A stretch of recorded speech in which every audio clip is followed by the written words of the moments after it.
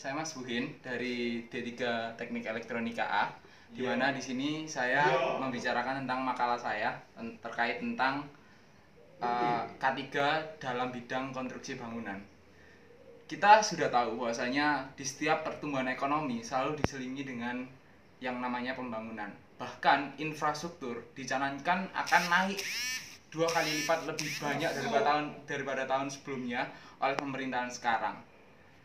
Tapi sangat memungkinkan bahwasanya kecelakaan akan banyak terjadi di bidang konstruksi.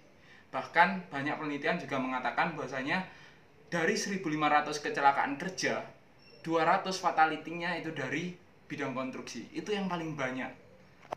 Dan itu yang menjadikan bahwasanya konstruksi perlu adanya beberapa tahapan-tahapan yang harus dilakukan sebelum melakukan sebuah proyek agar meminimalisir yang terjadinya kecelakaan, maksud saya.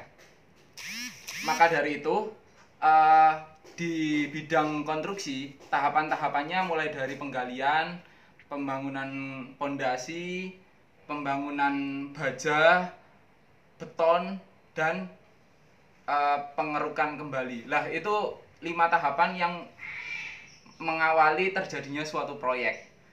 Namun kita melihat faktor yang menjadikan kecelakaan itu banyak. Ada 2 faktor paling utama, yakni faktor teknis dan faktor manusia.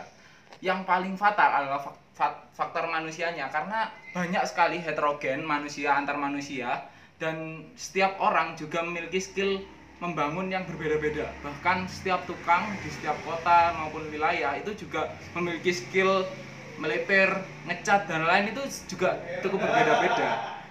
Lah, apalagi faktor teknis. Kita nggak tahu tren yang kita pakai itu apakah aman, terus apakah tangga yang kita gunakan itu juga sudah cukup aman, terus apakah juga kita menggunakan konstruksi bangunan bahkan baja maupun semen itu apakah juga aman. Itu perlu untuk diteliti agar kita tahu tingkat dominasi akan terjadinya kecelakaan itu di mana dan resikonya agar diperkecil kembali. Ada 5 poin yang harus dilihat, yaitu man, money, mesin, dan saya lupa beberapanya. Tapi itu yang mungkin menjadikan bahasanya usulan-usulan terkait K3 di bidang konstruksi. Dan yang paling penting di bidang manusianya juga jangan lupa untuk selalu melakukan pelatihan-pelatihan terkait cara membangun yang tepat bagaimana, terus kita mulainya dari mana dulu agar semua skillnya juga homogen. Seperti itu, mungkin cukup sekian dari saya. Kurang lebihnya akan saya lakukan tanya jawab mungkin di kolom komentar di bawah ini. Subscribe YouTube saya. Wassalamualaikum warahmatullahi wabarakatuh.